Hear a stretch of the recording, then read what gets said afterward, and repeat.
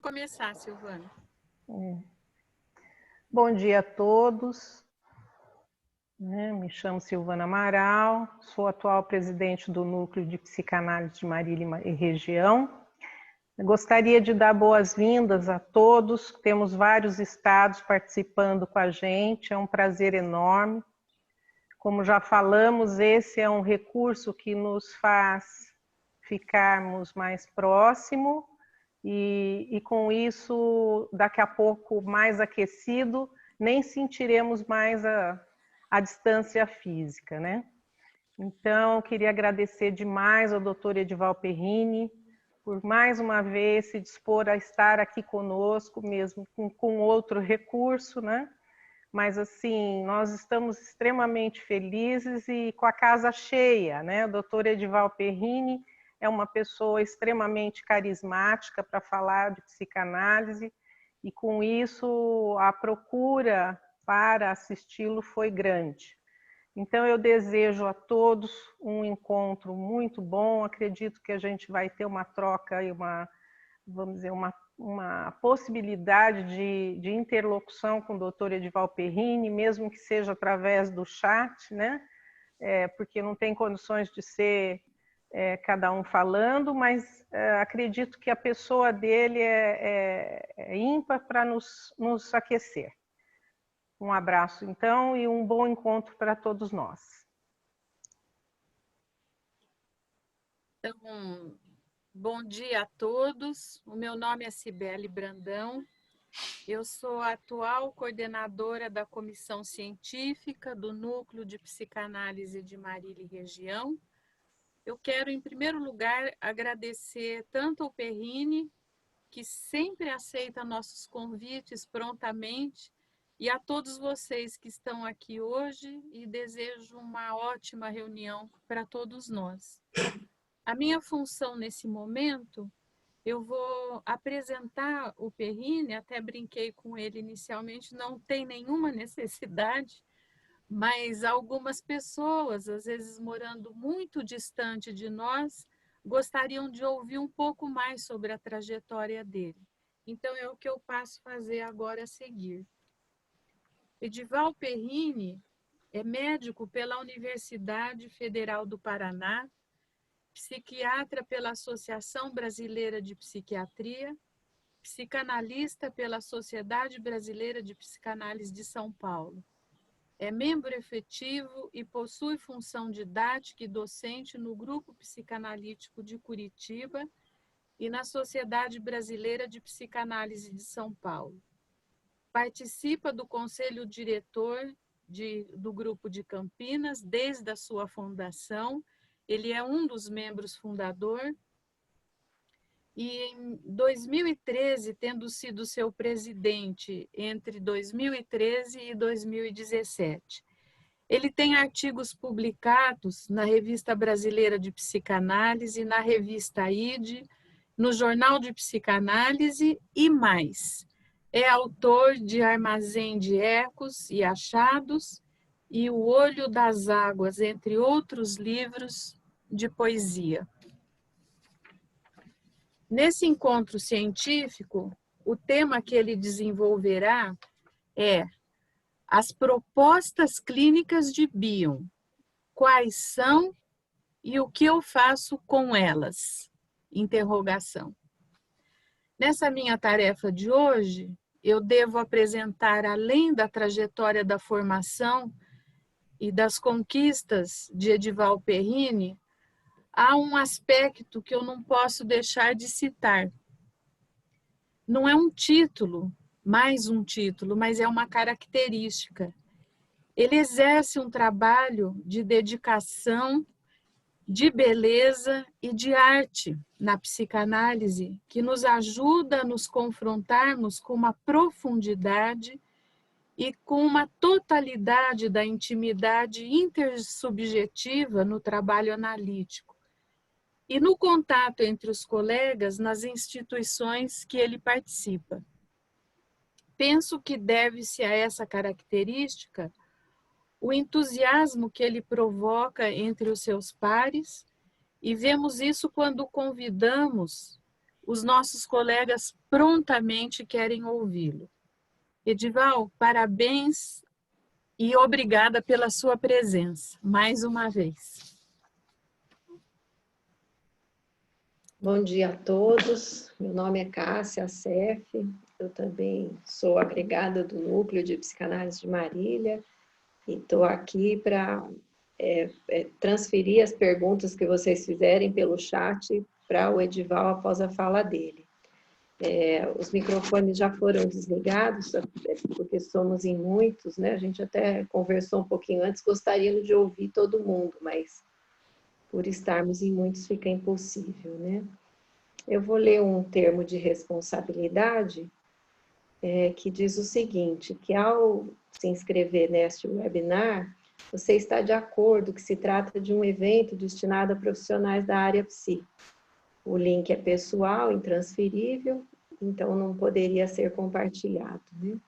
No caso da apresentação conter alusões a situações clínicas, qualquer comentário sobre o mesmo constituirá quebra de sigilo e infração ética.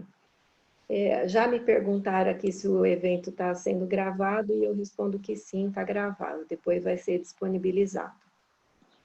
Desejando também a todos um ótimo encontro e uma ótima conversa que o Edival sempre proporciona. Edival, é com você. Ok. Bom, eu estou agora um pouco nervoso, porque a Cibele me falou algumas coisas aí que acabou me tocando. Agora eu não podia ficar nervoso. Mas vamos lá. Mesmo assim, eu vou aceitar o desafio de conversar sobre um tema que nós precisaríamos de um curso todo em 1 hora, ou um pouco menos que isso.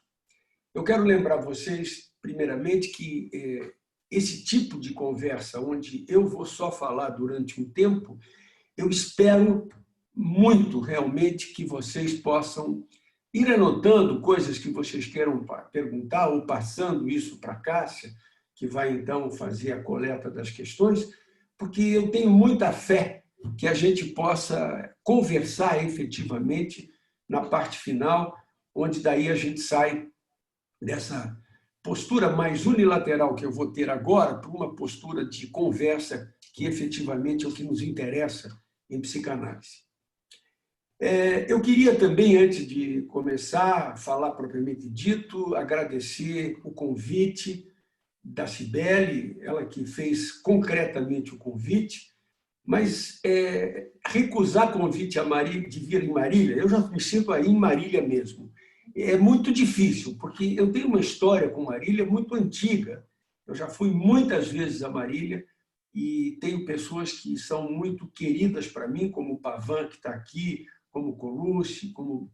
Enfim, é toda uma troca que não está começando agora. Hoje é mais um dia desta troca. Então, isso para mim é muito importante.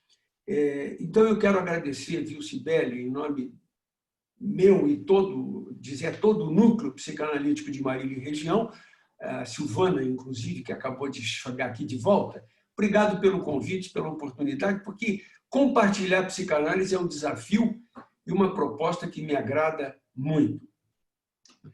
Eu também queria fazer um agradecimento especial aqui ao pessoal que está aqui, né? Essas pessoas todas que estão se disponibilizando a conversar um pouquinho sobre psicanálise conosco hoje. Pessoal de Campinas, que conversou comigo durante a semana, pessoal de São Paulo, pessoal de Curitiba, inclusive, que também está vindo até Marília para poder estar com a gente hoje. Então, muito obrigado a esse pessoal. E eu queria fazer uma colocação. A Daniela, a Juliana, a Amanda e a Renata, porque foram elas que lançaram o embrião desse nosso encontro a partir de uma matéria que saiu no Facebook de um evento de um grupo que eu tenho em Curitiba, um grupo de estudo de Freud, e elas começaram a me perguntar se eu viria a Marília. Ué, claro que eu vou a Marília. Então, ali começou efetivamente a semente disso que nós todos estamos vivendo juntos agora. Obrigado, Daniela, Juliana, Amanda e Renata. Tá bom? Bom, quando eu falo alguma coisa, eu sempre penso no modelo do teatro que a gente precisa ter um cenário para que possa fazer a contenção das coisas que vão ser ditas, esse cenário funciona como um continente, portanto, desses elementos todos que eu vou colocar agora. E eu penso que, para esse tema, né, as propostas clínicas de Bion, quais são e o que faço com elas, cabe muito bem, para variar, um texto do Guimarães Rosa, em Grande Sertão Veredas, também para variar, porque aquilo ali é um poço de ideias, de pensamentos e de coisas que a gente pode viajar muito. Mas tem um momento do Grande Sertão que ele diz assim: porque a cabeça da gente é uma só, e as coisas que há e que estão para ver são demais de muitas, muito maiores, diferentes, e a gente tem de necessitar de aumentar a cabeça para o total.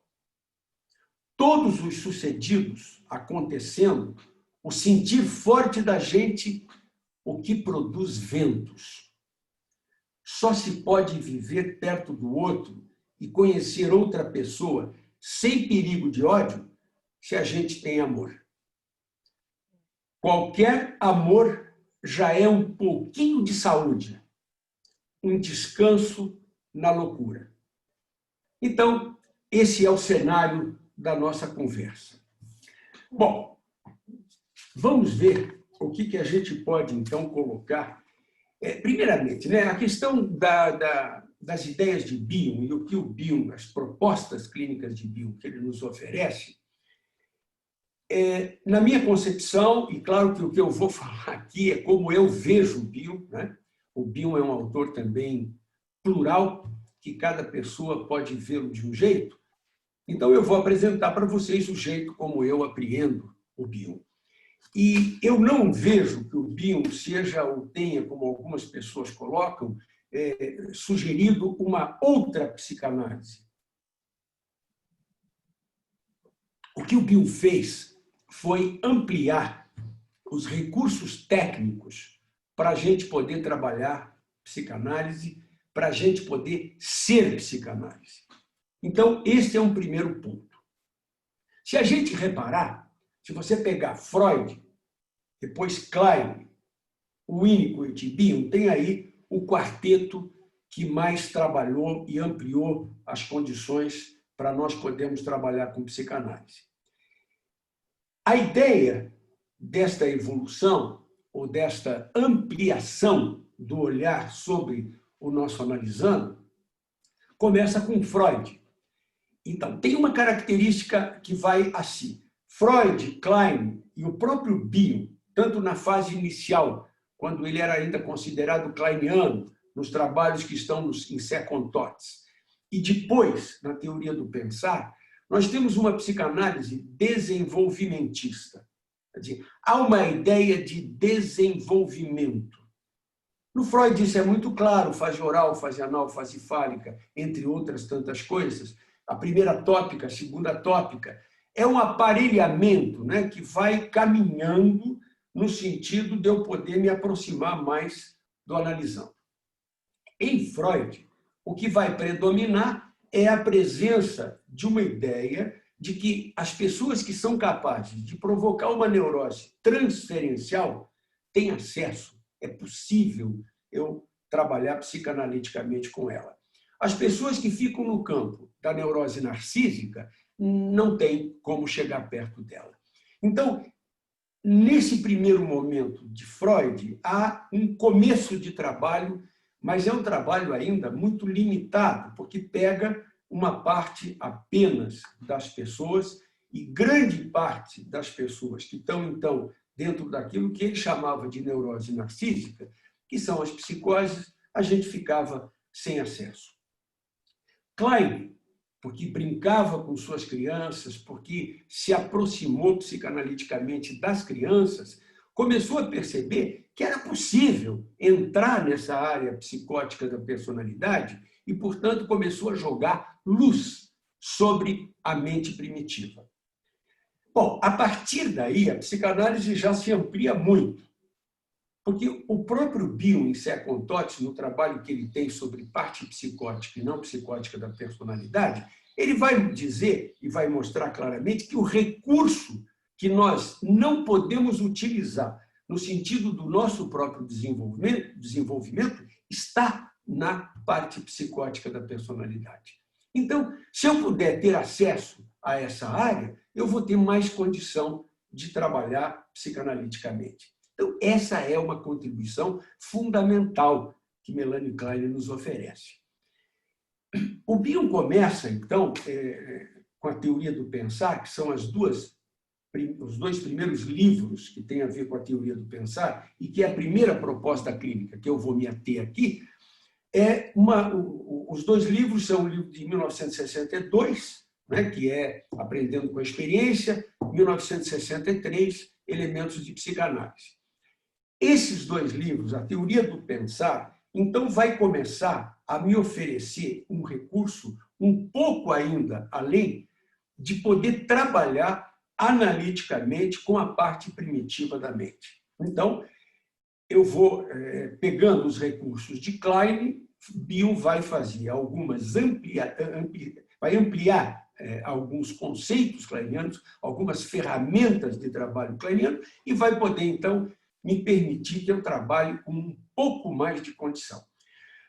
Depois, 65, Bion escreve a teoria das transformações, 70, atenção e interpretação. Bom, aí é uma ruptura de paradigma, porque o modelo, por exemplo, de mente, que vai desenvolvendo-se dentro de dimensões, bidimensional, tridimensional, quadridimensional, na teoria das transformações há uma ruptura.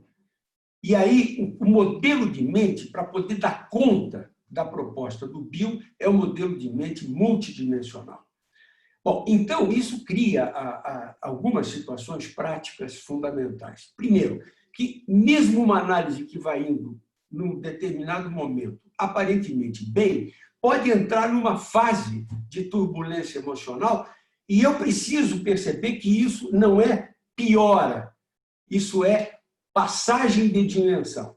Quando eu entro em outras dimensões, eu começo, então, a poder me haver com elementos mais profundos que estão colocados em outras dimensões, e então as ferramentas que eu vou poder ter agora na teoria das transformações vão poder dar conta. Primeiro, de uma forma mais efetiva da parte primitiva da mente, e vai começar a iluminar aquilo que o Bion vai chamar de mente primordial.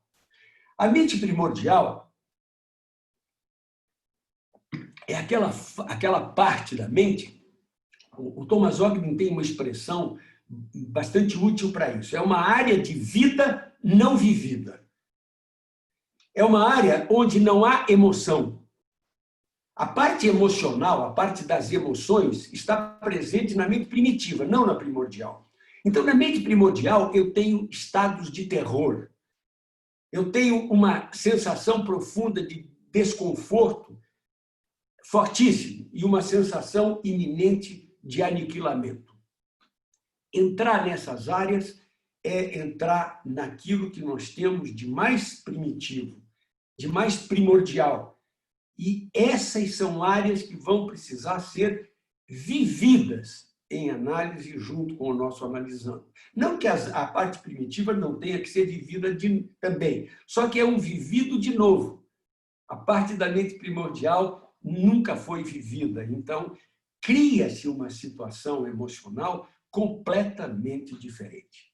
Bom, então essa é a visão ampla de onde vamos trafegar hoje.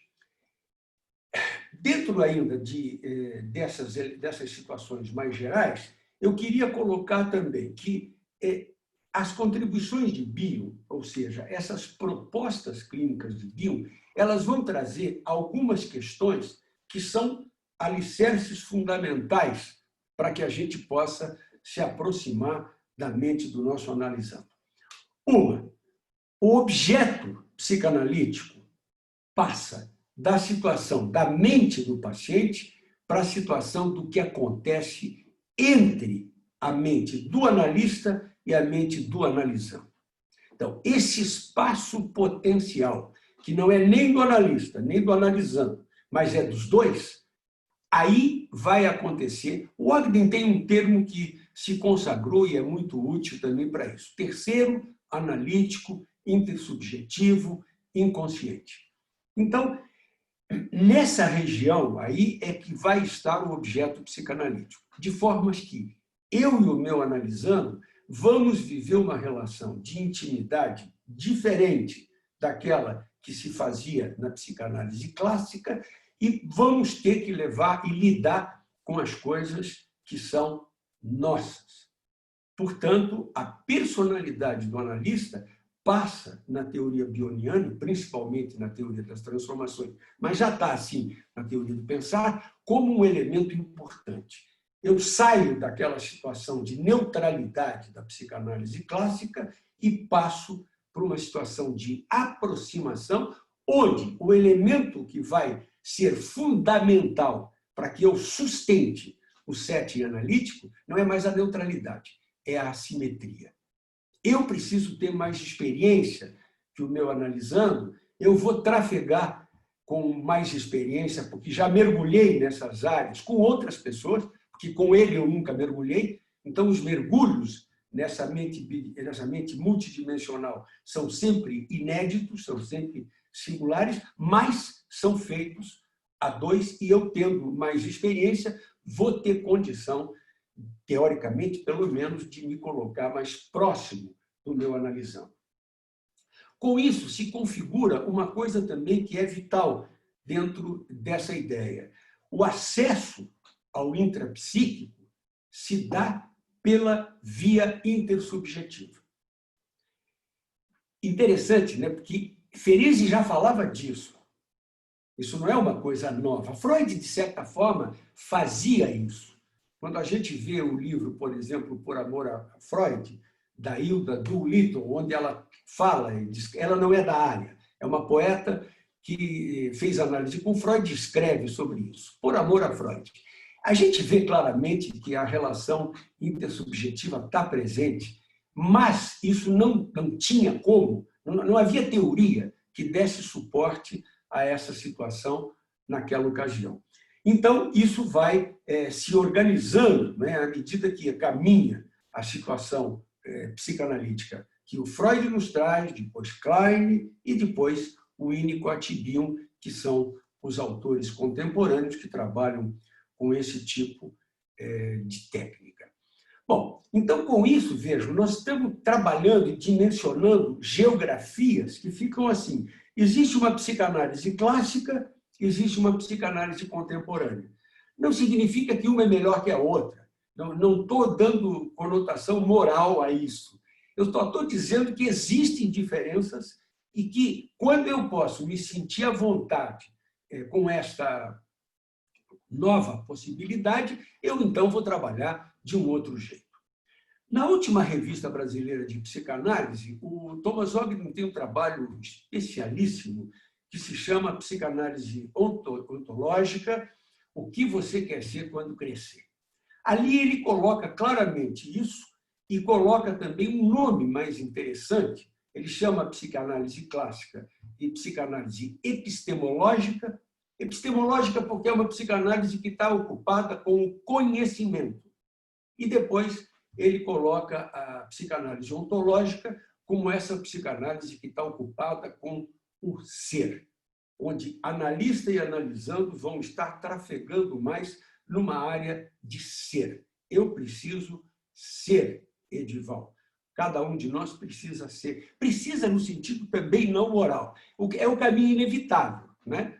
Eu vou estar mais pleno de mim na medida que eu puder estar mais inteiro comigo, expressando, não é, aquilo que, na verdade, sou eu. Então, a psicanálise epistemológica é a psicanálise do conhecer, a psicanálise ontológica é a psicanálise do ser, aonde nós estamos trafegando agora.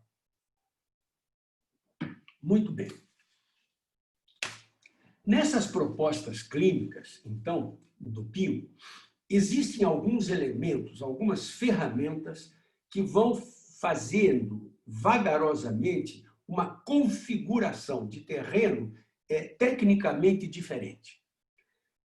Então, vamos lá. A teoria do pensar, ou a teoria das funções, que é aquelas, então, que advém 62, aprendendo com a experiência, 63, elementos de psicanálise, traz para a técnica psicanalítica algumas questões novas. Por exemplo, no Freud, a gente vai trabalhar psicanaliticamente, basicamente, né, o elemento essencial da psicanálise é a associação livre de ideias e a atenção flutuante do psicanalista.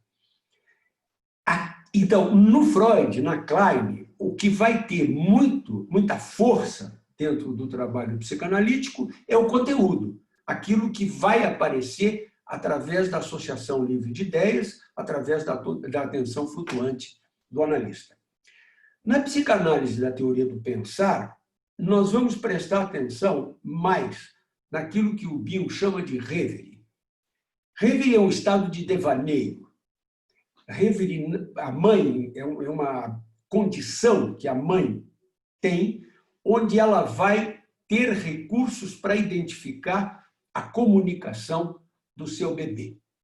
Repara, a comunicação do bebê é uma comunicação pré-verbal. Ele chora.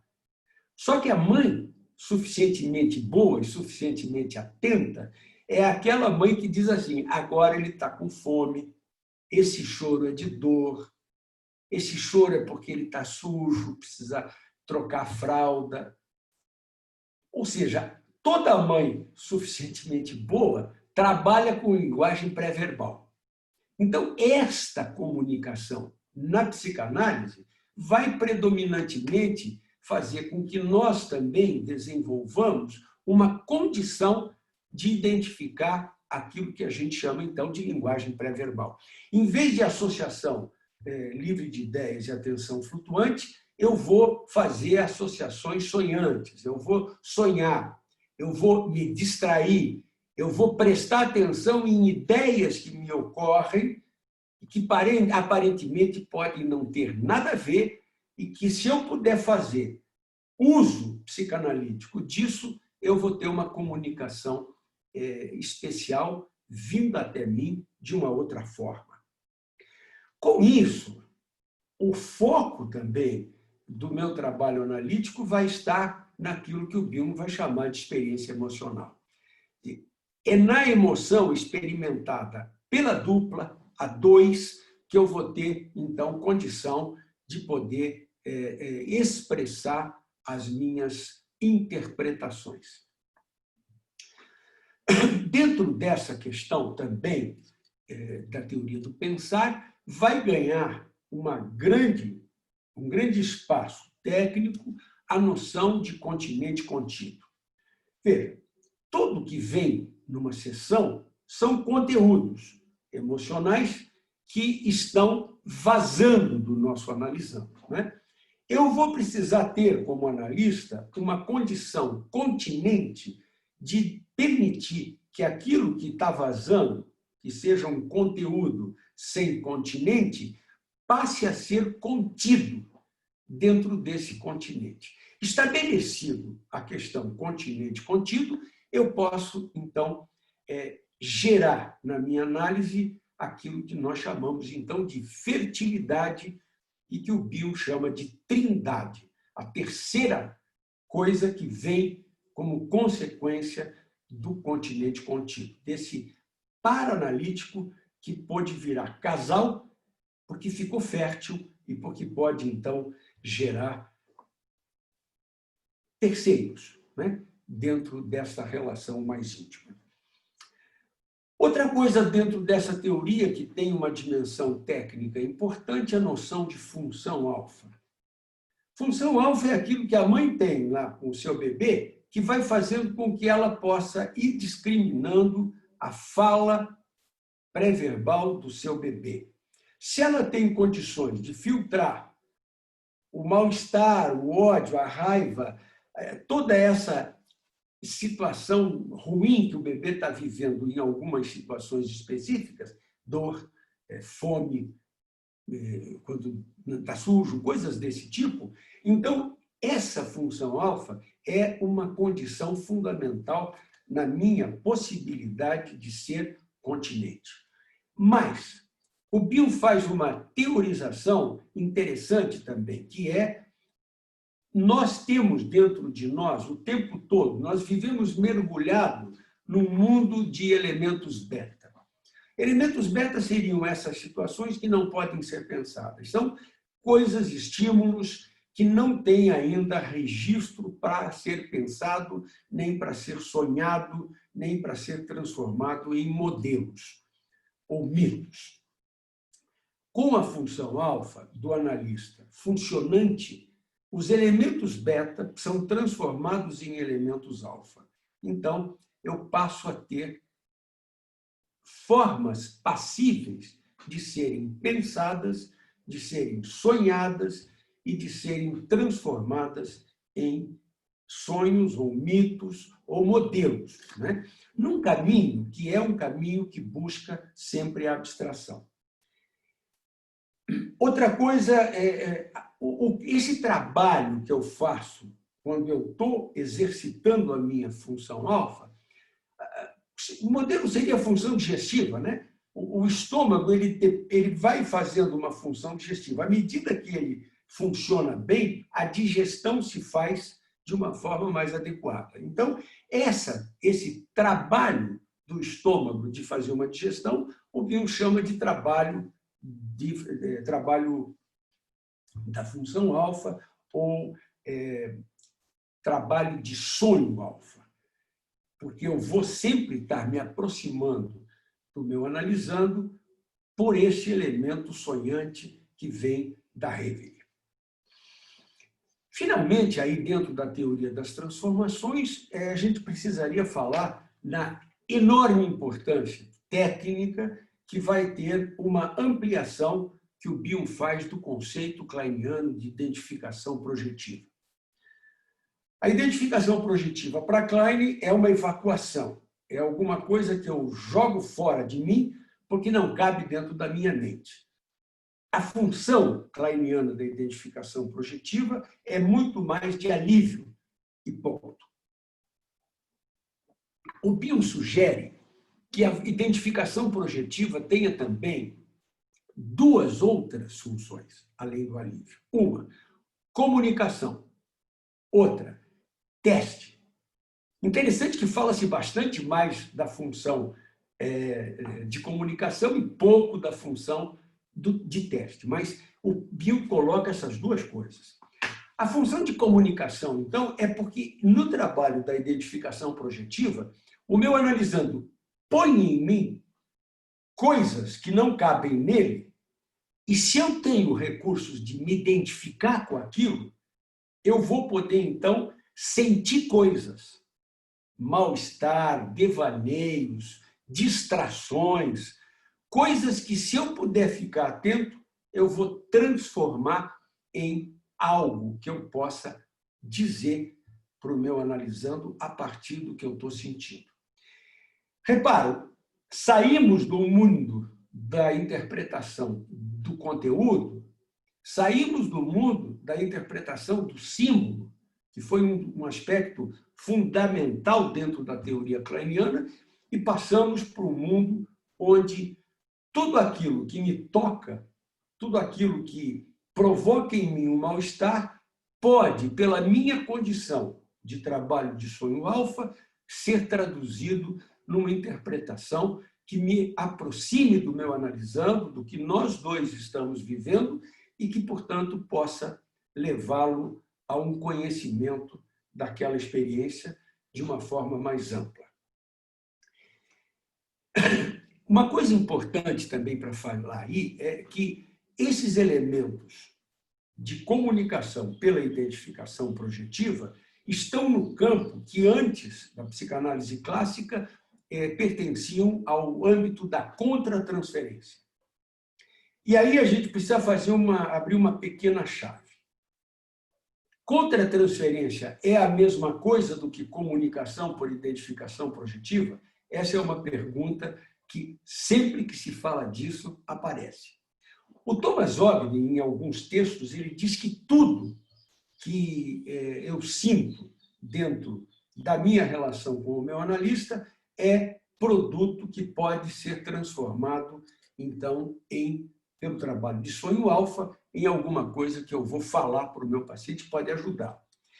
O BIM faz uma diferença, e eu acho que é importante termos essa noção.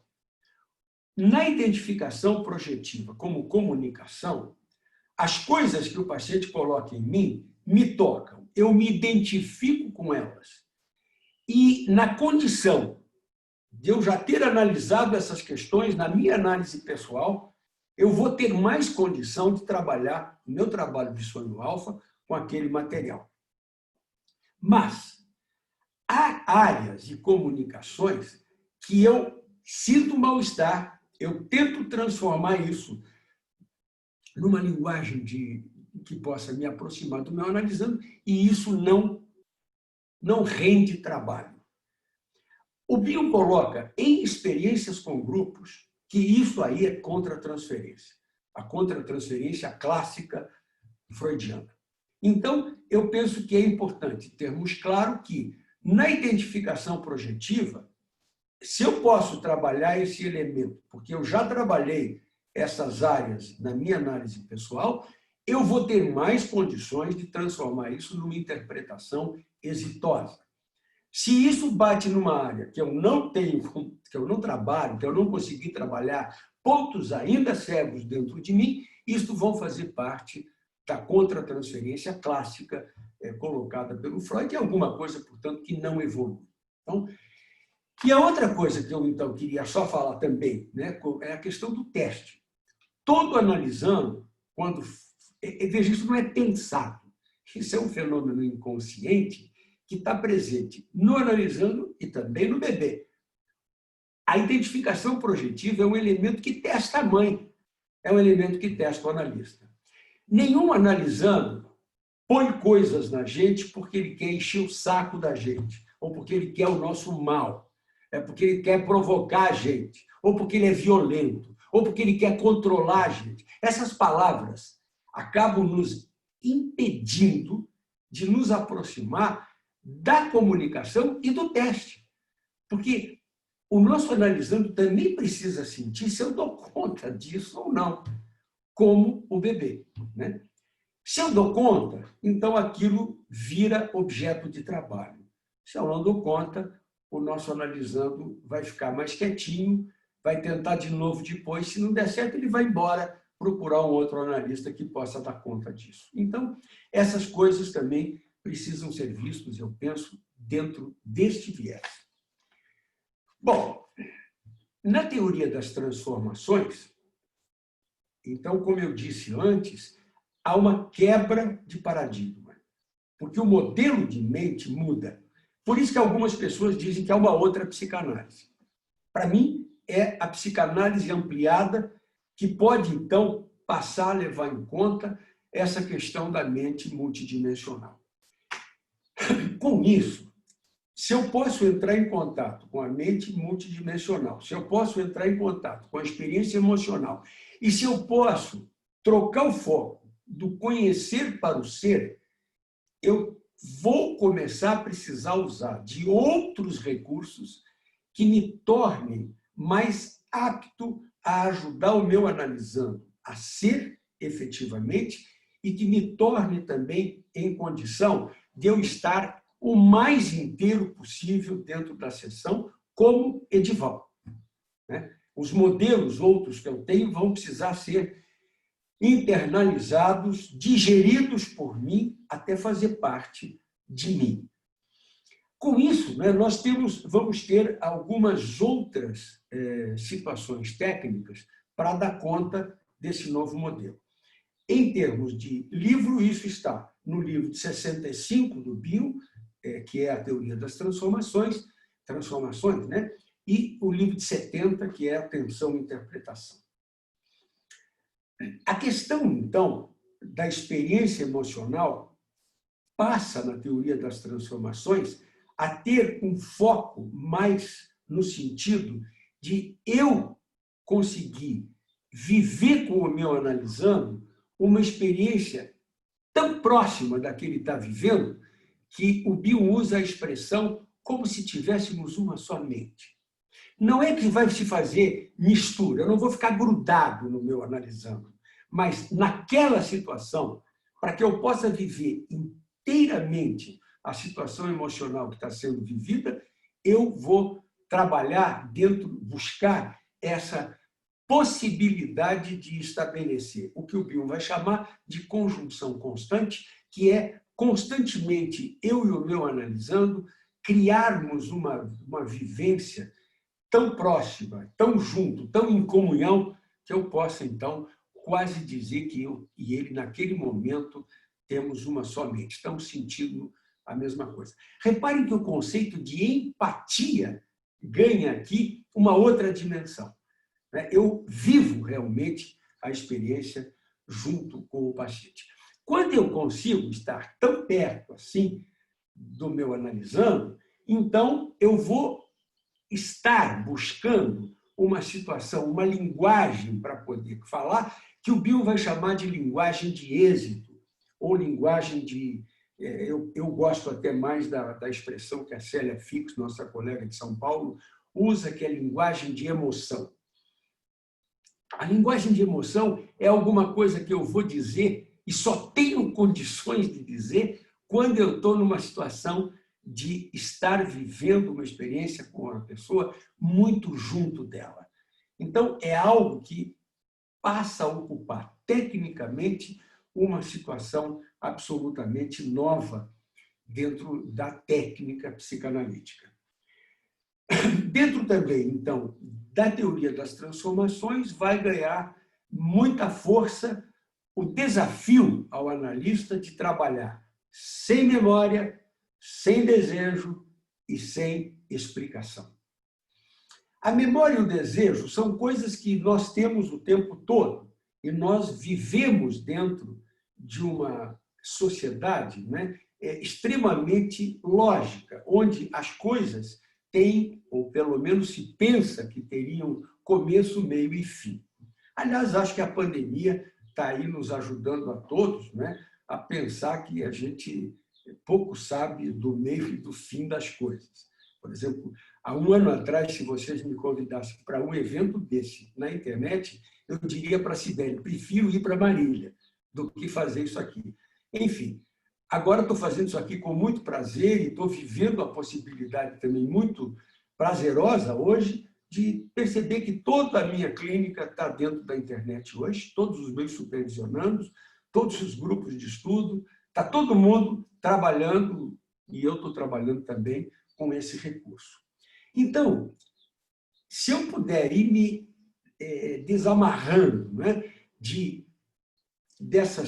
do desejo, da memória e da compreensão, eu vou ficar mais próximo de uma situação sem impregnação. E aí o Bion cria uma palavra que a gente precisa cuidar muito para não misturá-la com questão religiosa, que é fé. Se eu estou numa situação que eu não vou ficar usando coisas de memória, nem de desejo, nem de compreensão, eu posso mais facilmente, ou menos dificilmente, chegar nisso se eu tiver fé que as coisas entre eu e o meu analisando, o vínculo forte que eu tenho com ele, permita que vá aparecendo situações cada vez mais verdadeiras da dupla.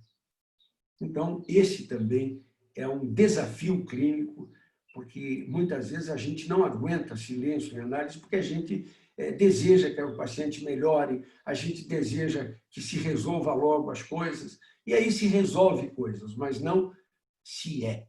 O ser é uma coisa que não cabe dentro de um processo de resolução. E esse conjunto todo de situações vai me dando também condição de me aproximar daquilo que é mais difícil de se aproximar, que é o terror da mente primordial, dessa área de vida não vivida.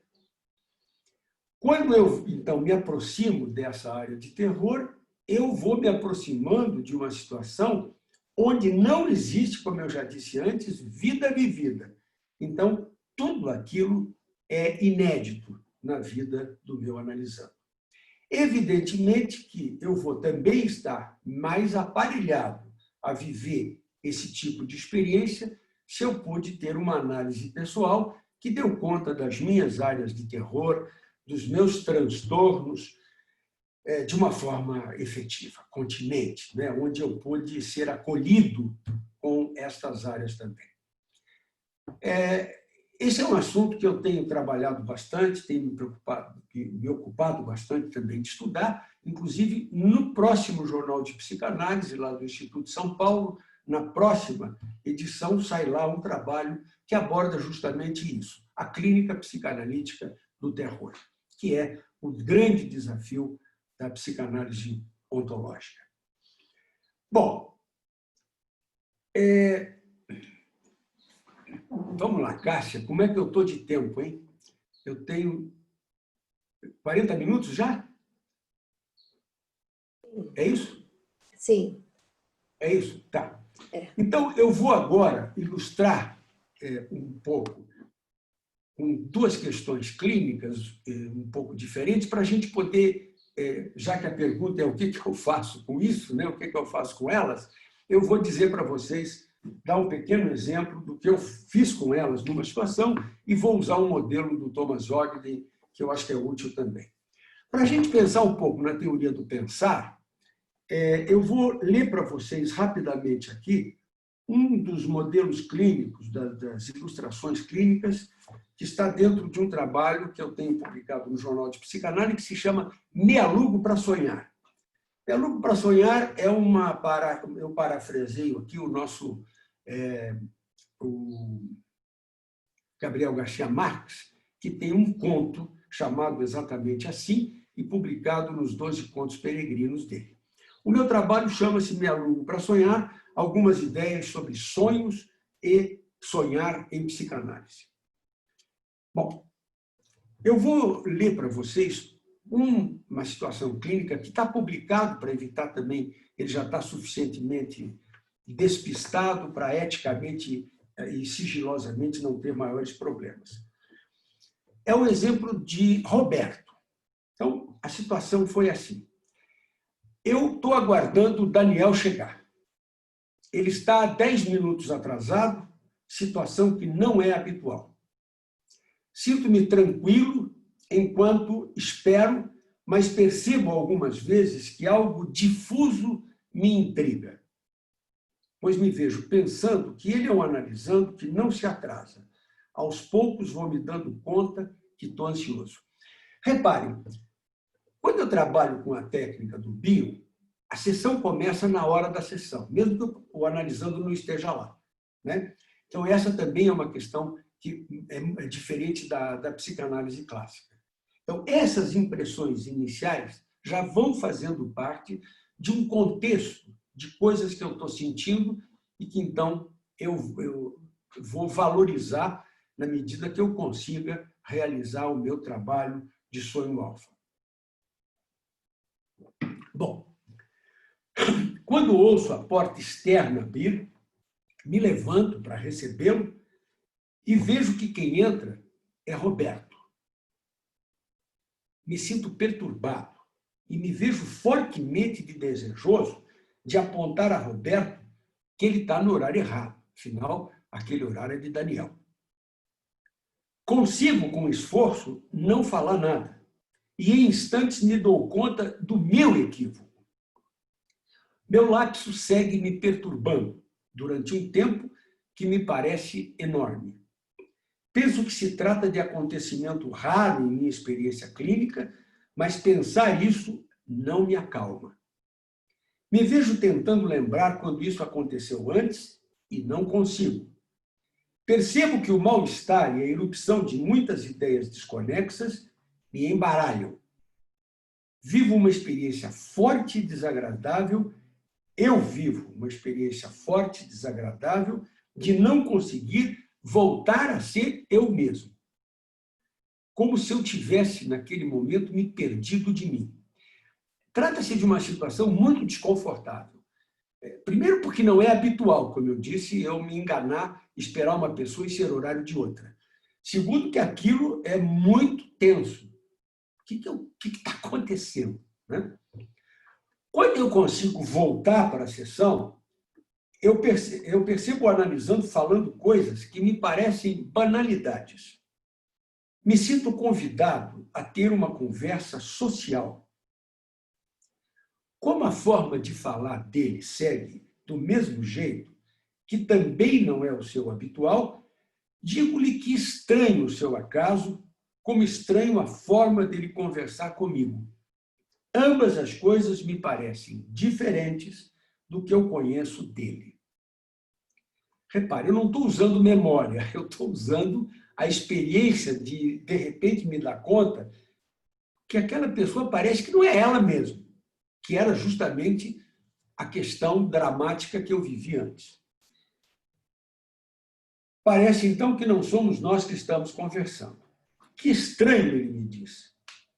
Que estranho. Eu me sinto mesmo muito estranho.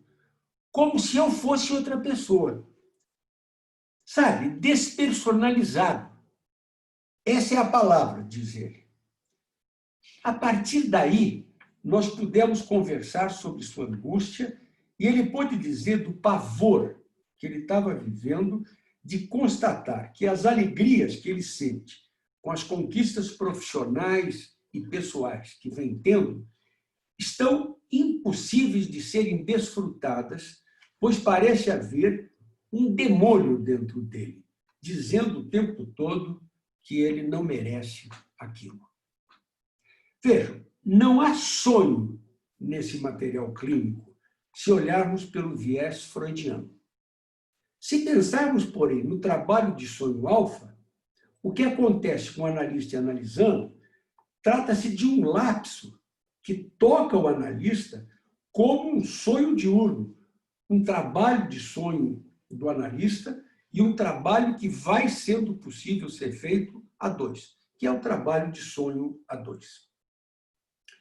E que permite, então, primeiro ao analista perceber a função do seu lapso. Portanto, o lapso do analista tem uma função. Perceber também a inicial conversa social do analisando, trabalhando, que é um trabalho de sonho, e, finalmente, a possibilidade de o paraanalítico evoluir para questões emocionais. Eu perdido de mim e a despersonalização que ele fala, por exemplo, que no início mesmo da sessão parecia funcionar apenas como resistência. Bom, então essa é uma ilustração, né, para a gente depois poder conversar do trabalho de sonho alfa. A questão da teoria das transformações, eu queria usar um modelo, uma ilustração clínica daí, que não é minha, do Ogden, que está publicada nesse trabalho que eu citei antes, que é a psicanálise ontológica, o que você quer ser quando ser grande. Vejam bem, não se trata de uma sessão de psicanálise. Então, já vou deixar claro isso, porque o objetivo com esse modelo, eu penso que é aí por isso que o Ogden também usou, não é ilustrar uma postura analítica, mas é ilustrar uma situação analítica muito favorável para que possa haver uma interpretação exitosa, aquilo que ele chama de linguagem de êxito, o Bill, e que a Célia chama de linguagem de emoção.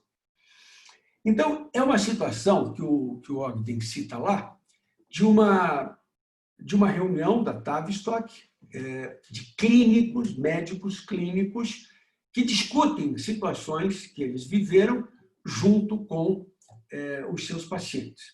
E o supervisor é um psicanalista. A ideia é trabalhar relação médico-paciente e poder ampliar um pouco a percepção que o analista possa ter, que o clínico possa ter do seu paciente.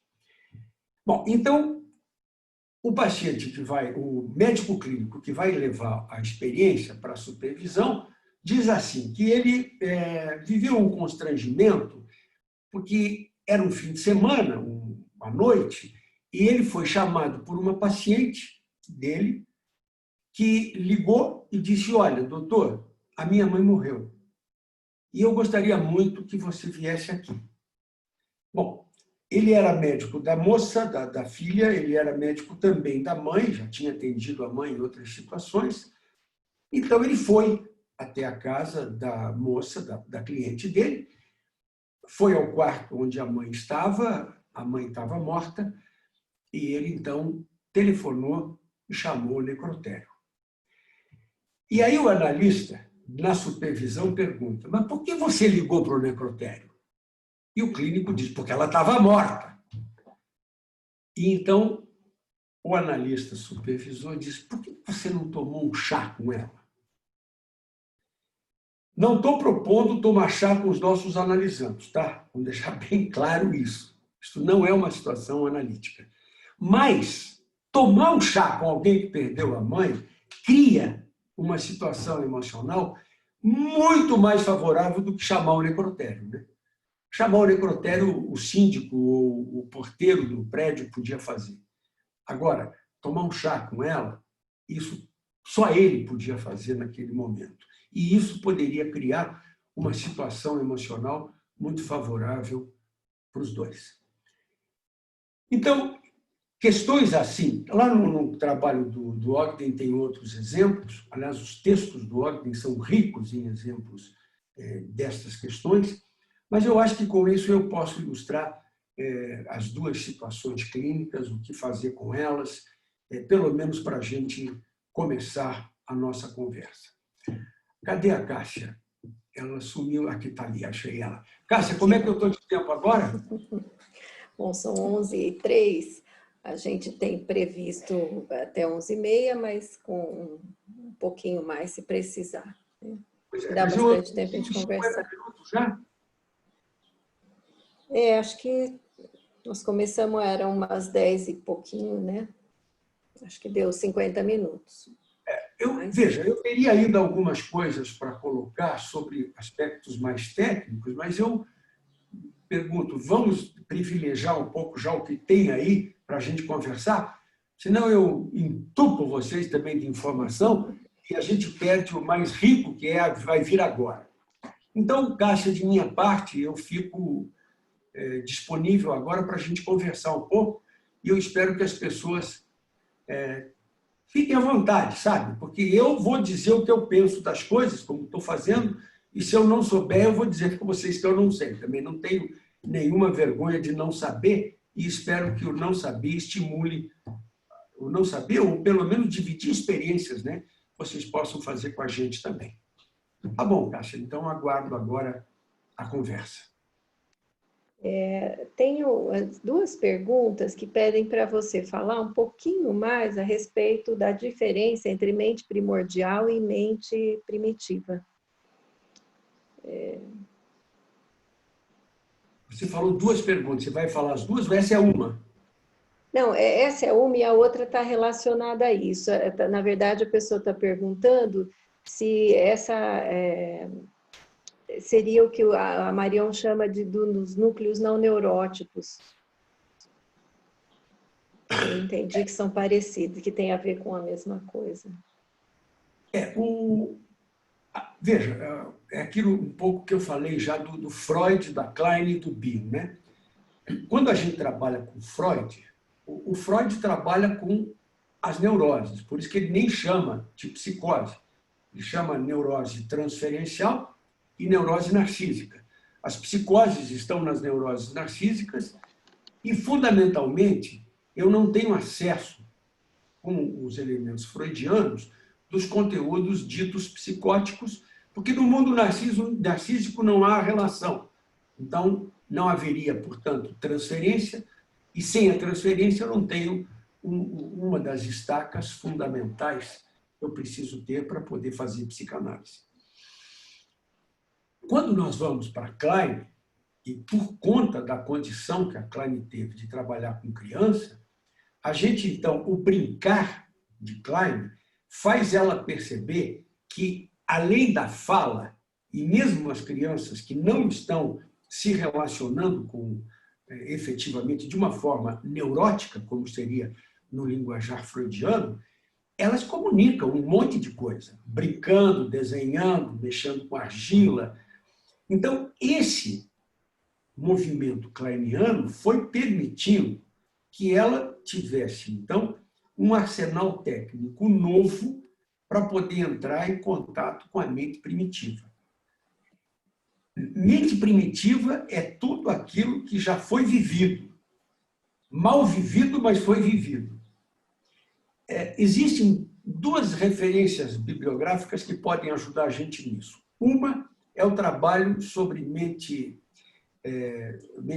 sobre parte psicótica e não psicótica da personalidade, onde o Bion vai mostrando, né, que o arsenal que pode se transformar em vida e em uma vida mais criativa está guardado na parte psicótica da personalidade. E tem um trabalho, né, do Bion também sobre a arrogância, ele também está em Second Thoughts, onde ele fala que a arrogância é uma defesa contra um desastre anterior.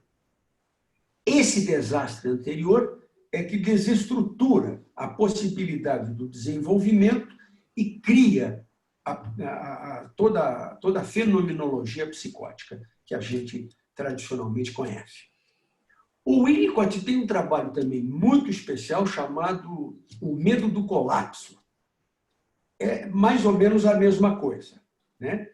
O Ogden fez uma leitura desse trabalho, O Medo do Colapso, e publicou também no jornal, no livro anual de psicanálise, num deles aí, um trabalho chamado O Medo do Colapso e a Vida Não Vivida.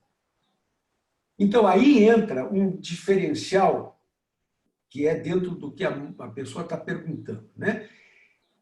Existem colapsos que não me desestruturam completamente e que me fazem ir arrumando as coisas na mente de uma forma desorganizada, que se manifesta depois como sintomatologia psicótica.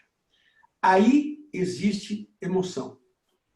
Mas existem colapsos, como disse o Bion, quando falou da arrogância e falou dos desastres anteriores, e mais claramente nesse trabalho do Winnicott sobre o medo do colapso, que impede que áreas da mente se desenvolvam. Ou seja, áreas da mente se desenvolverão de uma forma autística, para usar uma palavra que talvez comunique e esclareça melhor. No autismo não existe emoção, existe uma área desértica. Então, quando eu estou trabalhando nisto aí, que é uma área sem vida, de vida não vivida, eu, então, estou trabalhando com mente primordial.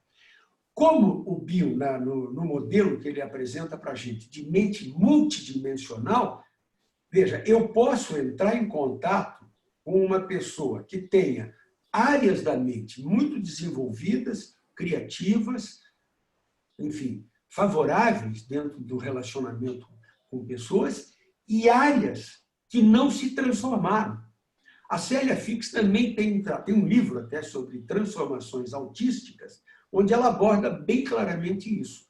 Na transformação autística, não há transformação no sentido de que emoções podem ser trabalhadas e se desenvolverem. Há um deserto. Como a gente sabe que todo deserto esconde um poço, como disse o Exupéry, ou como disse o Walter Hugo Mãe no Homens Imprudentemente Poéticos, né? Que eu preciso me amigar do medo dentro do poço. Então, é aí que entra a possibilidade de trabalhar-se com a mente primordial. Se eu posso ter esperança nesse poço, e se eu posso ter paciência, eu vou, então, vivendo com aquelas áreas da mente experiências que ela não pode viver ainda e posso ir, como a gente vê hoje no pessoal que estuda autismo, como essas crianças se desenvolvem quando podem ser trabalhadas bastante intensamente com os seus analistas. Respondi, Cássia? A pessoa que vai ter que dizer, mas eu penso que você abordou sim, né? Ela pode dizer aí para nós também. Tá bom. Qualquer coisa eu passo aqui. Mas eu penso que sim. Né? Tem uma outra questão, fala assim, que mesmo que se o analista tiver a função alfa, se o analisando pode não suportar isso e querer dar um tempo. Olha, esse negócio é difícil de dizer, porque função alfa não faz milagre, né? Nem todas as pessoas conseguem ficar numa análise, evidentemente, todos sabemos disso. O que eu posso dizer é que todo analisando que vem para análise, ele não conta isso para a gente, mas ele quer ficar. O problema é que ele quer ficar, que nem o náufrago, quando ele está se afogando. Ele quer não se afogar, mas ele é muito mal educado com o salva-vida, né? Se o salva-vida não der uns petelecos nele, ele não consegue parar de atrapalhar. Mas ele atrapalha não porque ele é mau, ele atrapalha porque ele está desesperado. Os nossos analisandos são pessoas, aliás, nós, né? Os nossos analisandos e nós, enquanto analisandos também, que somos e fomos, somos pessoas que temos áreas de desespero. E que é melhor a gente não entrar em contato com essas áreas. Teoricamente se acha melhor, porque dói mexer nisso. Eu percebo que a questão não é a minha condição de ter função alfa para poder a pessoa ficar ou não ficar. É a minha paciência. É aquilo que o Guimarães Rosa fala, que qualquer amor já é um pouquinho de saúde, um descanso na loucura. Amor não é amor, evidentemente, como se coloca socialmente, mas é essa condição de poder suportar que a pessoa não consegue lidar com o seu desespero, primeiro. Segundo, tem uma coisa no Freud que ajuda muito também a gente a se aproximar disso. Aliás, o Freud tem N coisas estruturais na psicanálise. Mais uma delas, que tem a ver com essa questão, é a compulsão à repetição. Eu repito, não é porque eu sou burro, é porque eu, mesmo sabendo que é horrível o jeito como eu andei fazendo as coisas, o horrível conhecido é menos ruim do que o horrível desconhecido. Então, o nosso analisando acaba tendo uma tendência, que o Freud chamou de compulsão à repetição, para poder viver a coisa dentro de uma situação teoricamente mais segura. O modelo que eu gosto de lembrar nisso é o próprio mito do Édipo. Se vocês vão ler lá o mito do Édipo, vocês vão ver que o Édipo tinha 3 caminhos para escolher. Toda vez que eu leio de novo o Édipo, eu fico torcendo para ver se ele pega um dos 2 que ele não escolheu. Mas ele sempre escolhe o mesmo. Ele sempre vai escolher o caminho que vai encontrar o Laio, que vai matar o Laio, que vai casar com a mãe e que vai virar aquela tragédia toda que vocês conhecem. Por que ele não pegou os outros 2? O nosso analisando é igualzinho o Édipo. Ele sempre pega o caminho da tragédia e bota a gente no papel de Laio, no papel da Jocasta. Então, eu posso ficar bravo com ele, ou posso ter paciência. E posso mostrar que eu não vou entrar nesse caminho, porque eu conheço esse caminho, como ele também. É verdade que eu não conheço os outros. Mas tem uma coisa que o Ogden chama de segunda chance, que é fundamental. Eu acredito na segunda chance.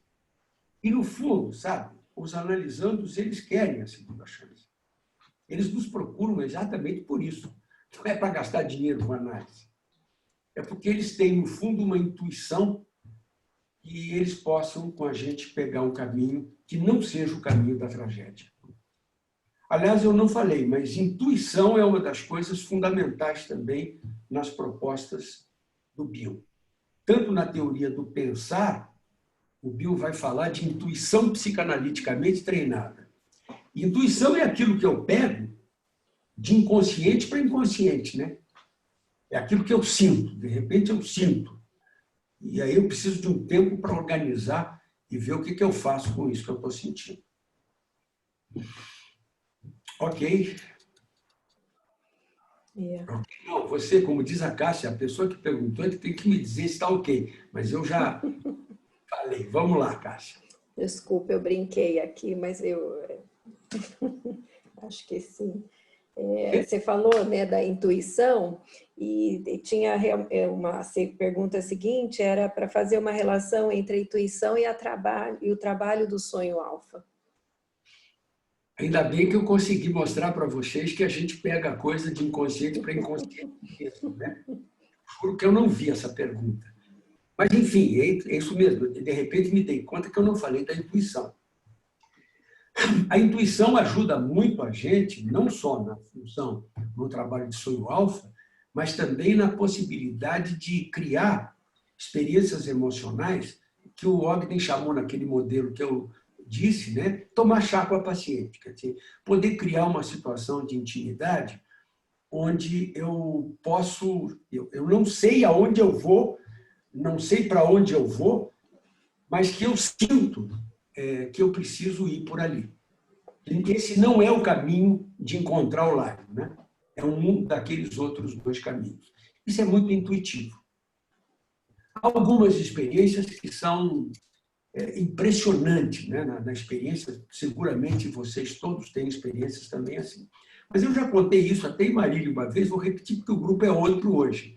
Mas uma vez eu tinha uma analisanda ainda, ela ficou comigo alguns anos depois, mas era uma moça muito bonita, que tinha um cabelo muito comprido, liso. Ela tinha uma presença física muito chamativa. E eu trabalhava já com ela há uns 4 anos nessa situação. E um dia eu fui chamá-la na sala de espera. Naquele tempo que tinha sala de espera, eu chamei ela na sala de espera e ela estava com um cabelo igualzinho da Elis Regina, sabe? Aquele cabelinho super curto. Aquilo me deu um impacto. Ela ficou tão diferente que eu não consegui me segurar. No caminho ao divã, eu falei para ela, bom, então hoje quem veio aqui foi a sua irmã. Bom, ela deitou e disse, então a filha da puta veio mesmo. E aí eu percebi que eu tinha entrado numa área que eu jamais imaginava que eu ia. Foi uma coisa realmente vivida com muita intensidade. E aí ela passou a me falar da irmã que ameaçava ela, queria me procurar para dizer que aquela análise não estava servindo para nada, que era uma porcaria, que ela estava muito pior do que quando tinha começado. Enfim, ela me falou de uma irmã que eu nem conhecia, como nem na análise dela. Raramente ela falava dessa moça. A partir daí, criou-se uma oportunidade de conversar sobre algumas questões da vida dessa moça que nunca tinham aparecido. Inclusive desse poder que ela dava para essa irmã, né, que ela seria capaz, por exemplo, de vir falar comigo e mudar. Primeiro que eu não ia falar com a irmã dela mesmo, mas que pudesse criá-la, né, uma situação entre a gente tão assim difícil. Então, são situações desse tipo, né, que você capta no ar e algumas vezes a gente... Veja bem, eu reconheço que eu fui um acting, né? O Cassola chamaria isso de enectma, porque eu não consegui me segurar. E acabei percebendo depois que isso acabou sendo útil. O que mais, Cássia? A Cibele gostaria de colocar aqui algumas palavras do Ogden que ela gostou muito de ler, que diz que continência envolve não somente uma alteração do que foi projetado, mas também uma alteração do projetador no processo envolvido da identificação projetiva, né? Então, o esforço para projetar o desorganizado vale a pena. Sim. Esse é um comentário que a Amplia o que nós falamos. Uhum. Sobre empatia, para o Bill, o que você diria? Você falou um pouquinho, né, que é um pouco diferente do... Amplia o termo empatia, as contribuições que o Bion traz, né? Tem alguém pedindo para você falar um pouquinho mais. A empatia ganha, a meu ver, na teoria do Bill, uma condição que ela vem a partir da experiência emocional. Não que a empatia não venha pela experiência emocional. Só que aqui eu reconheço que se eu puder me colocar no lugar, não me colocar no lugar intelectualmente, né? Mas me colocar no lugar por aquilo que eu sinto junto. Por exemplo, o que eu senti com essa moça, depois que eu disse que tinha sido a irmã dela que estava vindo, por conta do estímulo do cabelo diferente, aquela situação tão terrível que eu vivi gera um tipo de empatia de uma outra ordem. Porque eu vivo a coisa numa dimensão que nada tem a ver com o intelectual. Entende? Não é assim, eu me coloco intelectualmente no seu lugar. Eu sou colocado no seu lugar. Eu vivo a emoção que você está vivendo e isso gera uma acomodação em mim que me faz entrar em contato com a emoção da pessoa de uma forma completamente diferente. Eu tive uma outra situação também de uma pessoa que ela era uma pessoa. Ela me procurou porque ela tinha uma doença autoimune e era uma pessoa muito, muito do tipo que a gente chama de psicossomática, né? Ela me trazia muitas dores, muitas situações de coisas que não trabalhavam bem no corpo dela e a gente não conseguia falar de emoção. Nós ficávamos voltados a esse tipo de campo de descrição de dor. Eu não conseguia encontrar uma forma de gerar uma experiência emocional nossa. Até que eu comecei a perceber que, com ela, e só com ela, eu começava, 40 minutos, 35, eu começava a ter vontade de ir no banheiro. Era uma sensação de micção que eu não iria controlar. E aquilo começou a gerar em mim experiências muito ruins. E eu fiquei alguns meses, com toda a sessão dela eu sentia isso, e só com ela. Até que eu percebi que eu estava vivendo a tal experiência emocional que eu estava procurando. Porque era isso que ela sentia.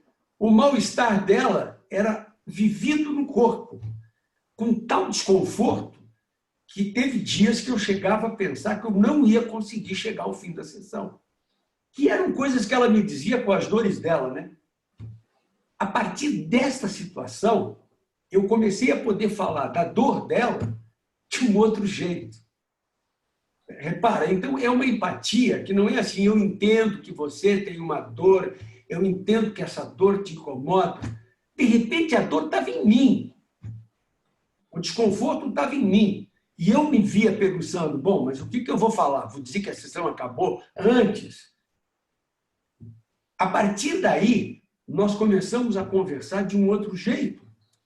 Eu fiquei bem da minha micção, que voltou para o normal, e a gente começou a viver experiência de encontro que não tínhamos vivido antes. Então, é dessa empatia que eu estou falando. Alguém escreveu alguma coisa aqui? Eu não sei se eu recebo separado de você. Você tem alguma coisa de Silvana Amaral aí? Não? Por enquanto, não. Eu não sei se ela mandou só para mim. Então tá. Eu vou ler aqui, então. Eu mandei para o chat. Eu não sei se foi só para você. Ah, tá. Isso aqui, Silvana, é uma coisa que você quer conversar ou é só para mim? Você mandou para todos? É, porque provavelmente você usou aquela área reservada, se não foi para lá, foi... Eu posso ler? Pode, pode. Então, quando estamos num campo de supervisionar o material clínico, e acontece esse campo de comunicação através de uma área da mente primordial, e mobiliza no grupo esse estado, é interessante quando o supervisor pode mostrar isso ao grupo, o fenômeno deste olhar que Bill nos apresenta. Sim. Aliás, Silvana, eu acho que você também ajuda a gente a me lembrar de uma outra coisa que eu gosto muito também, que eu valorizo bastante, é uma coisa que eu aprendi com o FEDIDA. O FEDIDA chama supervisão de análise de supervisão. Veja bem, não estou dizendo que análise é igual a supervisão, mas quando o FEDIDA fala assim, isso está num trabalho sobre supervisão, que está publicado num livro anual também, ele chama atenção para essa questão que eu acho que você está apontando, né? Na supervisão, muitíssimas vezes a gente vive situações assim, onde certos desconfortos que vão tomando conta da gente são mobilizados por alguma coisa daquele material que está sendo trazido, mas também por alguma coisa da pessoa que está em supervisão. Então, quando eu posso apontar isso ou cogitar isso como uma comunicação, a gente tem resultados surpreendentes, porque isso seria mais do campo da análise. Mas o que você observa aqui é que como isso também pode ajudar dentro de uma experiência de supervisão. A minha experiência é assim também. Por isso que eu sempre lembro do FEDIDA. Eu vivi com o Odilon, depois da minha terceira análise, eu fiquei um período em supervisão com o Odilon. O Odilon era uma pessoa preciosíssima, e eu tenho a impressão que ele me ajudou muito como supervisor, porque ele me mostrava coisas que estavam sendo vividas ali, que não era do material só, não era lá do paciente, longe de mim. Era também da minha relação com o paciente, mas também da minha relação com ele. Por isso que, quando eu publiquei um trabalho sobre intensidade da vida psíquica, em 2011, eu juntei o Odilon, que me ajudou muito nisso, com o próprio FEDIDA, que foi a primeira pessoa que falou sobre intensidade de vida psíquica como um fator gerador de terror. E quanto mais intenso eu sou, mais eu acabo tendo que me haver com as minhas áreas de terror, né? Enfim, acho que isso aí complementa, é importante a gente também sublinhar isso que você falou. Obrigado. Cássia? Rival, o doutor Pavan está perguntando, está afirmando, né, que a psicanálise contemporânea ele exige um contato maior conosco mesmo para atingir os seus fins, né? E acho que você falou isso, né?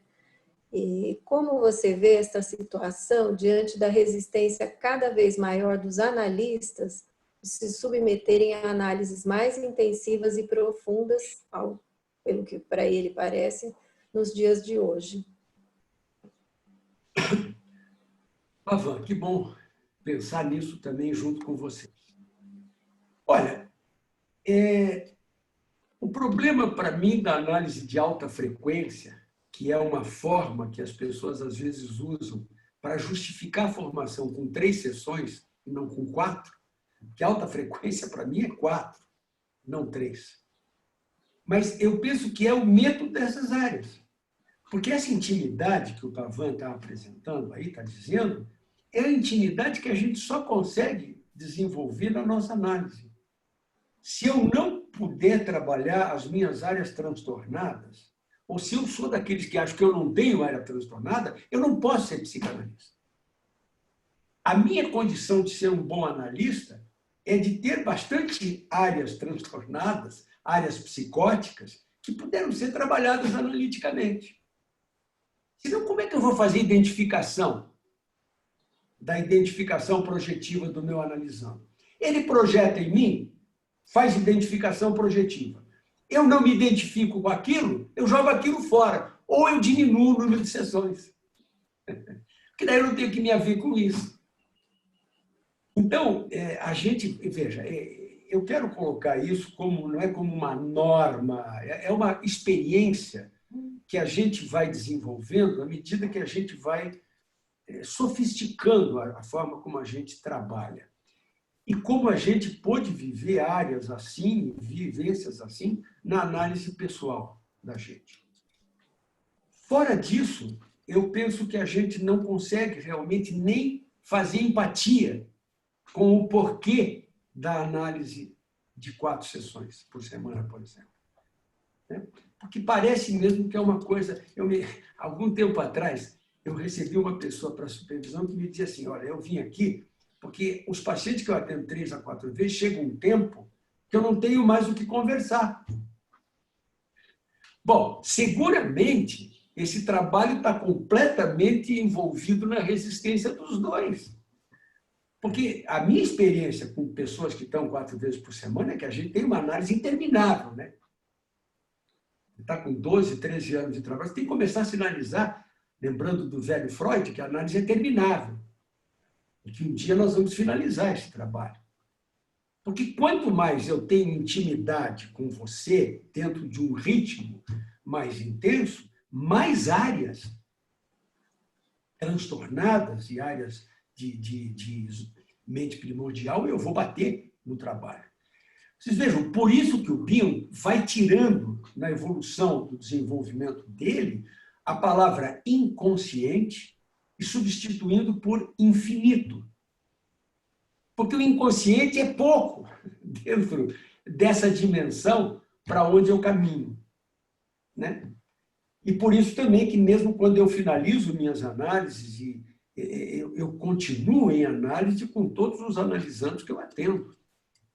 Porque eu vou bater em situações que são contratransferenciais e que vão me obrigar a rever comigo, a procurar de novo uma análise, né? Para não poder emperrar o meu próprio desenvolvimento como analista. Pavan, não sei se ele quer dizer mais alguma coisa, mas eu acho que é importante. Obrigado, Pavan. Bom, tem um monte de perguntas aqui chegando, né? Não sei se nós vamos, acho que não conseguiríamos fazer todas, né? Mas vamos lá.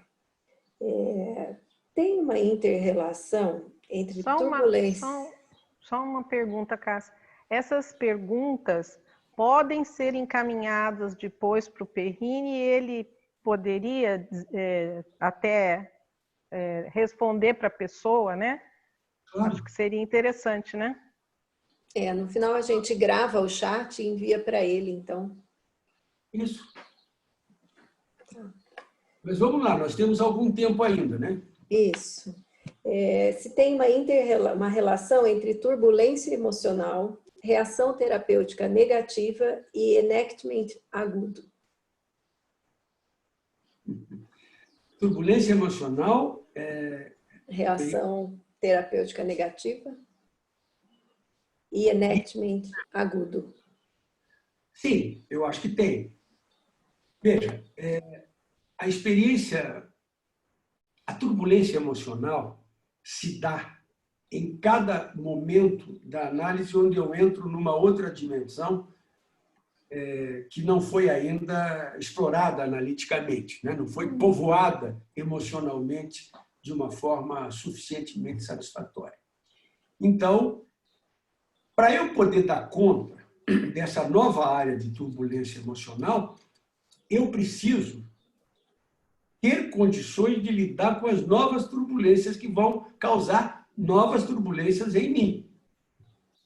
Bom, ou eu dou conta e trabalho, ou eu vivo uma experiência terapêutica negativa, ou faço um enactment.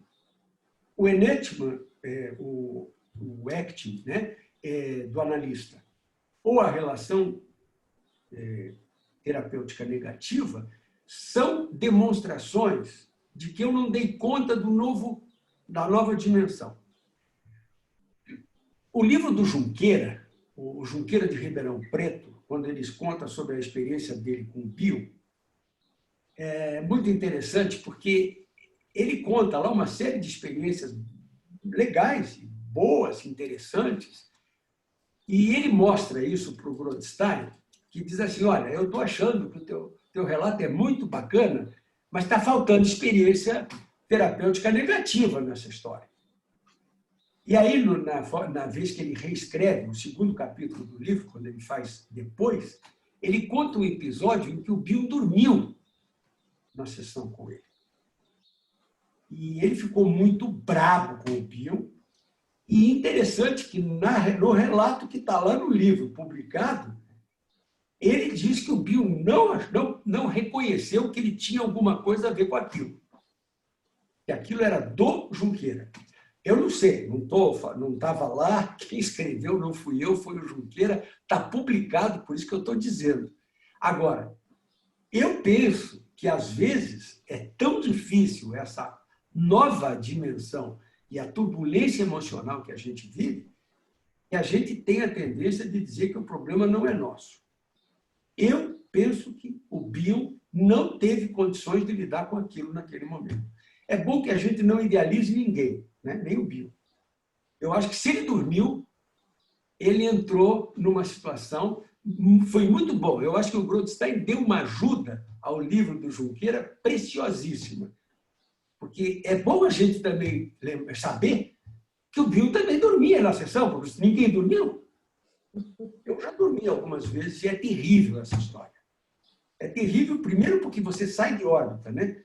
Segundo, porque, claro, que isso jamais ia acontecer comigo. E terceiro, que eu tenho que me haver com alguma coisa que é alguma coisa que eu não estou dando conta, que eu também não sei o que é. Mas é isso aí, essa relação. Eu acho que esse exemplo que está no livro do Junqueira é muito, muito útil.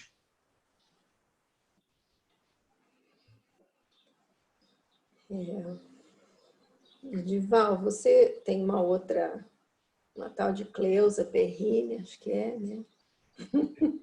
Que tipo de pergunta doméstico? Vamos lá. Até pensei em não fazer, porque depois ela tem oportunidade, mas eu vou fazer que eu acho que todo mundo aprende, né? Você juntou conjunção constante com comunhão, attunement, né?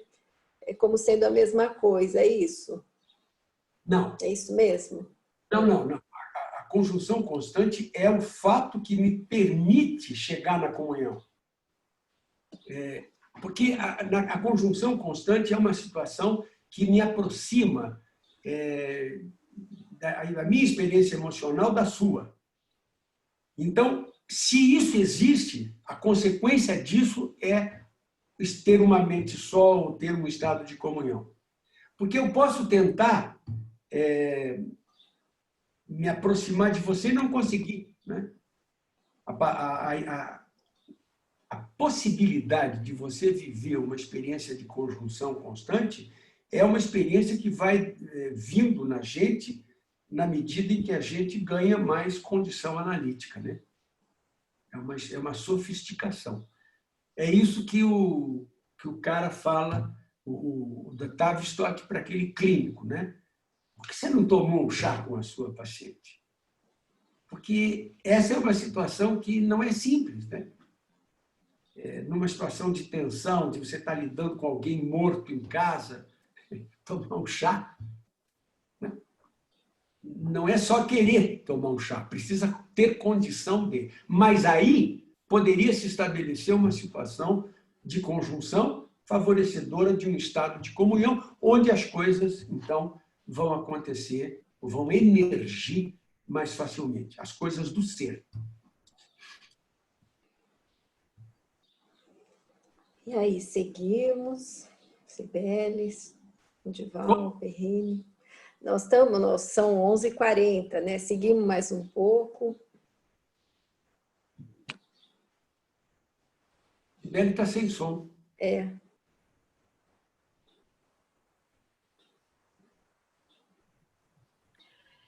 Eu vou seguir uma colocação que nós tivemos ao iniciarmos, de alguém que me deu um toque para não ultrapassar muito o horário, né? Eu teria uma inclinação a respeitar esse horário que a gente combinou, nós poderíamos encerrar, e você, Cássia, faria o favor de encaminhar para o Perrine todas essas questões que apareceram, né? Uhum. Gostaria, assim, de brevemente falar algumas palavras.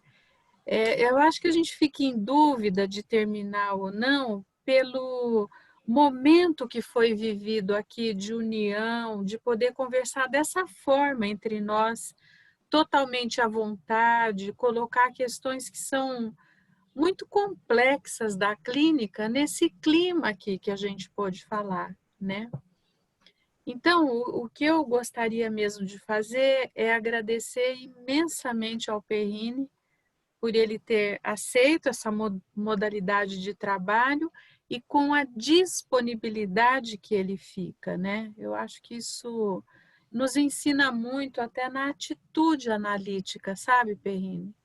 De abertura, de poder estar junto, de conversarmos. E eu aproveito esse momento também para dizer a esse grupo enorme que está aqui, que vocês permaneçam conectados conosco, porque a gente vai ter um semestre que eu considero riquíssimo, né? Nós começamos essas reuniões com a Vera Regina, a Beth Coimbra, depois veio o Barizon, hoje o Perrine, e até o final do ano nós temos a previsão, então, de estarmos com a Ana Vanuc, a Nilde Franch e o Roosevelt Cassola, né? Então, acho que é um grupo que se formou assim com interesse imenso pela psicanálise e que eu acho que tem que ser aplaudido. Muito obrigada, viu, para todos. Eu só queria dizer também, eu acho que só uma palavrinha, eu acho que dentro do que a gente falou do Freud, da análise terminável e interminável, a reunião também é terminável e interminável. Não é que a reunião seja, é que o assunto é interminável, né? De qualquer forma, eu também quero agradecer, viu, mais uma vez, a presença de vocês todos que estão aí, também ao pessoal de Marília, e fico muito feliz de poder ter estado aqui e ter dividido um pouco do que eu faço, do que eu sou, muito mais do que eu sou, do que eu faço. Obrigado. Eu queria só dizer rapidamente, Perrine, que é um prazer enorme ouvir sempre você e como você, de fato, faz uma comunicação que leva a gente a esse campo da intimidade e de comunhão. E compartilho com você, porque Odilon é uma pessoa que ele sempre dizia, né, que o benefício de uma análise vem muito da condição do analista ter alcançado, né, o mais íntimo dele para poder ajudar o paciente. E eu queria dizer que essa é uma coisa, uma característica que eu vejo muito em você. Você é um ser, não um ser idealizado, nada disso, mas é um ser muito autêntico. E isso é que torna essa psicanálise tão viva, né? Então, muito obrigada. Eu saio realmente mais um pouco muito preenchida do que você falou, viu? Um prazer enorme ter ouvido você. Obrigado, Silvana.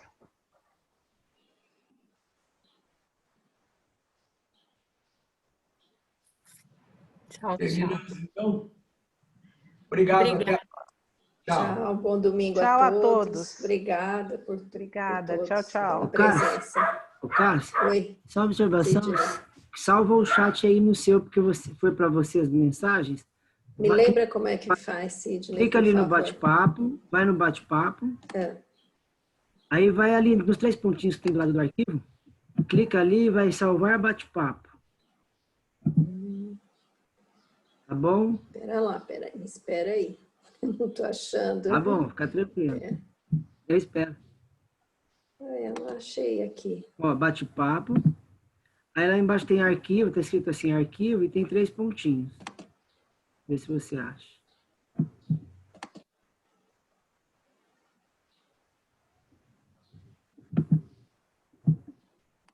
Achei. Achou? Achei. E daí? Você clique e dá salvar bate-papo. Ele vai salvar um arquivinho na pasta. Depois eu te ensino onde você pega ele, tá bom? Ah, tá bom. Beleza. Aí... Cibele, fica um pouquinho, Cibele? Sim, estou aqui. O pessoal já está saindo.